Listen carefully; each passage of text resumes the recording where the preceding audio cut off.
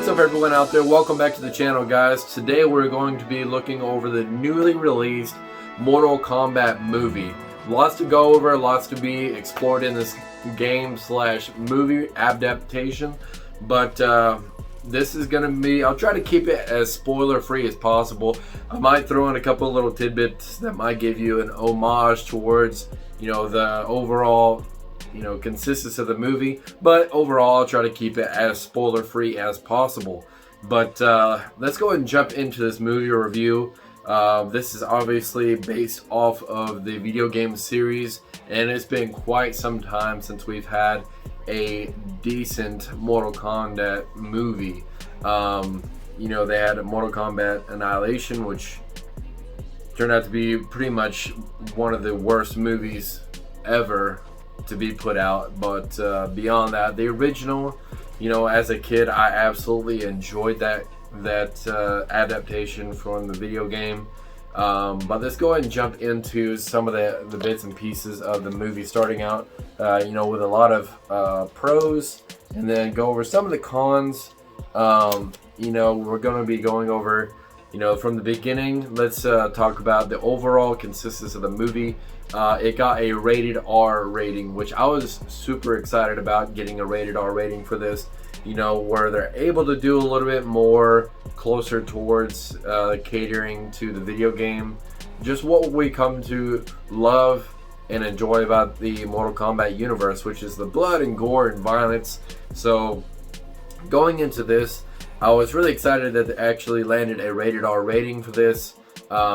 So I knew that I was going to be along for a wild ride.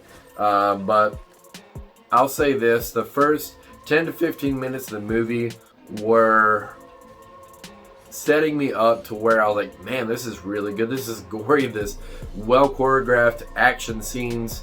You got, actors like Hanzo in the beginning that was just throwing stuff around, but he has played in such well respected and well known movies, such as The Ring, Last Samurai, Wolverine, and then it kind of shifted gears after the first 15 minutes of the movie. It went from the best scene, in my opinion, in the first 10 to 15 minutes, and then it shifts gears over to a lackluster character, this new character in the Mortal Kombat universe by the name of Cole Young, where it's going through his life story and his story and part to tell moving forward, what his markings, his birthmarks actually mean, and that's where we're introduced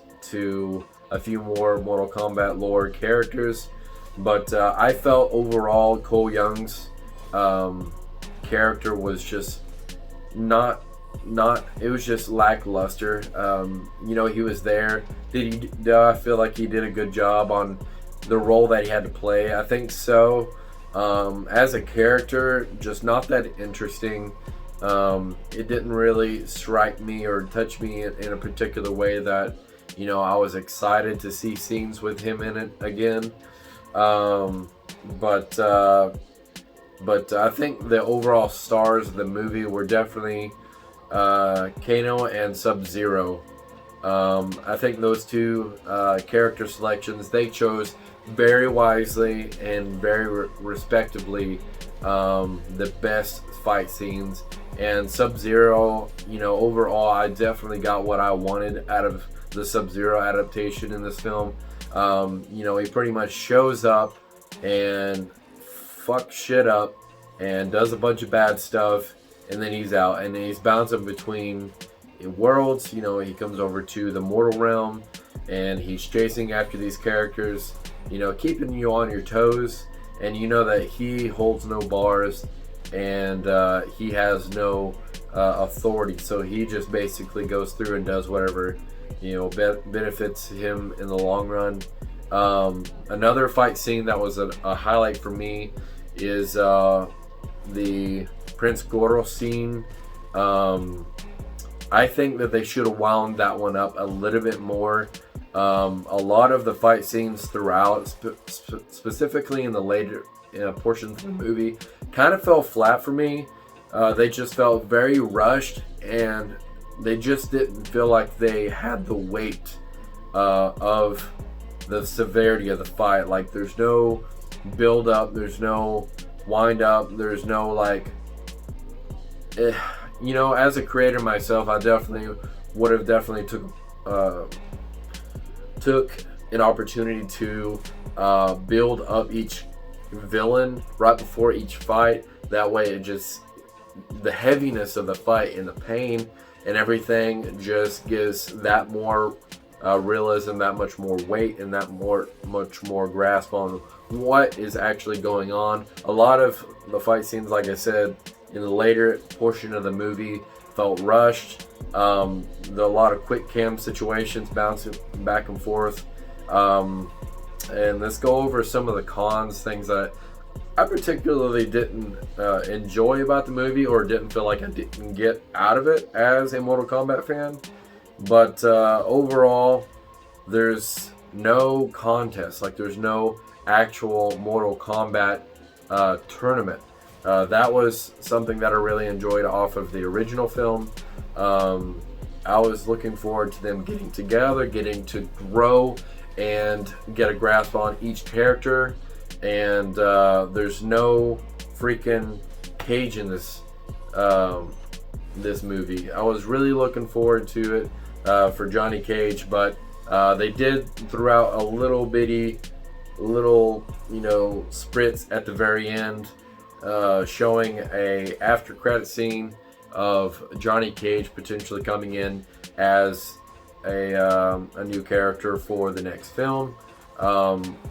I really hope that they come out with a new one, but other than the no contest portion, then it just felt rushed. Towards the end of the film, it was just bouncing between fight scenes, and again, it felt so rushed that I was like, well, this is the end of the movie. They're all fighting, and they're all just gonna, you know, either gonna win or lose.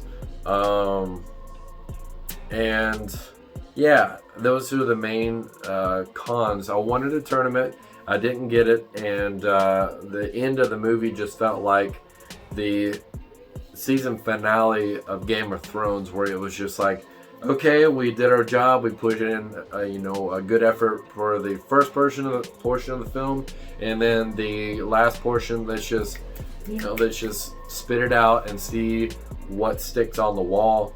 And another highlight was definitely Kano's character. He, in my eyes, made this film a lot more enjoyable. I knew going into it what Kano's character was capable of and who he was on a personal level, so I was looking for a backstabbing plot going on, so that was kind of obvious. But the fight scenes are very well choreographed. As a Mortal Kombat fan, you owe it to yourself to at least give this film a go. I didn't feel like I was getting too much humor. Like, it stayed with a really good balance of violence versus monologue. So it was well balanced, but I just think that it fell short on not having enough weight of the fights. I wanted a lot more build up and a lot more oomph, you know, and a lot more passion in the build up, in the suspense. But guys, let me know in the comments below what you guys thought. If you've seen the video or seen the movie, if you plan on seeing it, if you just plan on skipping it altogether, let me know in the comments below. We'll hash it out and see what everybody's thoughts are. Thank you for tuning in for this movie review, and I'll catch you all in the next video. Till next time, guys, peace.